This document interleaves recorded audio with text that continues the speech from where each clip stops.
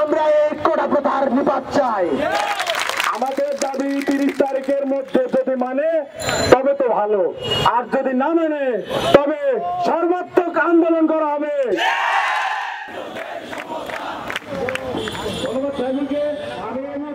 দেশ মেধার ভিত্তিতে পরিচালিত হবে, মেধার ভিত্তিতে মূল্যায়ন হবে এবং সরকারি যে মানে রাষ্ট্র কাঠামো সেটা মেধার ভিত্তিতে মূল্যায়ন হবে। এই রায়কে সরকার মানে ভালোভাবে মূল্যায়ন করি দেন হচ্ছে আমাদের জননেত্রী প্রধানমন্ত্রী শেখ হাসিনা জাতীয় সংসদে বাতিল করে দিয়েছে কোটা সিস্টেম।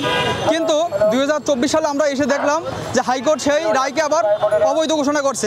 আমরা এই হাইকোর্টের রায়কে ঘৃণাভরে প্রত্যাখ্যান করছি এবং আমরা চাচ্ছি দ্রুত আবার সেই 2018 সালের যে পরিপত্র জারি করা হয়েছিল সেই পরিপত্র আবার পুনর্বহাল করা হোক এবং আমরা যদি এটা না করে আমরা আবার ছাত্র সমাজ দুর্বার আন্দোলন গড়ে তুলব।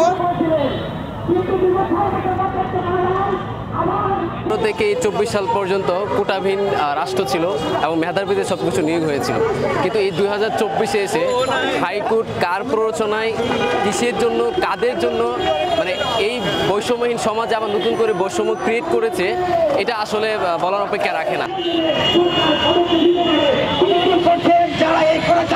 এখন এটা বহাল করার পরে গভর্নমেন্ট যদি এখানকার যে অন্যান্য জনগোষ্ঠীগুলো আছে, আদিবাসী, প্রতিবন্ধী, তাদের প্রতি আসলে কিভাবে তার কোটাগুলোকে সে করতে চায়, কিভাবে তাদেরকে মানে সরকারি চাকরিতে স্পেস দিতে চায়, এটা অবশ্যই গভর্নমেন্ট নির্ধারণ করার অধিকার আছে। কিন্তু এখানে যে 30% মুক্তিযোদ্ধা কোটা আলাদাভাবে পুরো 30%, 56%-এর মধ্যে 30% মুক্তিযোদ্ধা কোটা, যেখানে মুক্তিযোদ্ধারা তো তাদের বয়স, তাদের মুক্তিযুদ্ধ যারা করেছে তাদের সরকারি চাকরির বয়স এখন নেই, তাদের সন্তানদেরও সরকারি চাকরির বয়স নেই, তারা স্বাভাবিকভাবেই এই কোটাগুলো ব্যবহার করতে পারবে তাদের থার্ড জেনারেশন।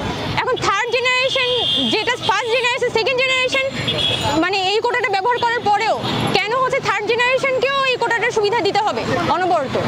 এইটা অবশ্যই এখানে প্রশ্ন ওঠা উচিত এবং আমরা চাই যে এখানে যে 30% মুক্তিযোদ্ধা কোটা, সেই মুক্তিযোদ্ধা কোটা কোনোভাবেই পুনর্বহাল করা চলবে না।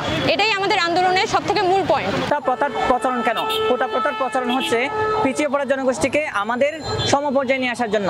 আমরা মনে করে থাকি বাংলাদেশে অনেক পিছিয়ে পড়া মানুষ আছে, তাই কোটা আমাদের দরকার আছে, কিন্তু সেটা 56% না। আমরা 2018 সালে যখন আন্দোলন করতেছিলাম তখন এটা 10 থেকে 15% কোটা আনার জন্য আমরা আন্দোলন করেছিলাম, কিন্তু আমরা এখন বলি কোটা 10% এসে ঠেকবে, অর্থাৎ আমরা চাই কোটা 10% এসে ঠেকুক, অর্থাৎ কোটা সংস্কার আমরা চাই, কিন্তু মুক্তিযোদ্ধা কোটা আমরা চাই না। কারণ মুক্তিযোদ্ধারা এখন পিছিয়ে পড়া নাই, কারণ তারা এখন যথেষ্ট পরিমাণে প্রিভিলেজ, তারা যথেষ্ট পরিমাণে এখন ধনী, ফলে তাদের কোটা আমরা চাই না। প্রতিবন্ধী এবং আদিবাসীদের কোটা বহাল রেখে বাকি সব ধরনের কোটা বাতিলের পক্ষে আমরা অবস্থান করছি।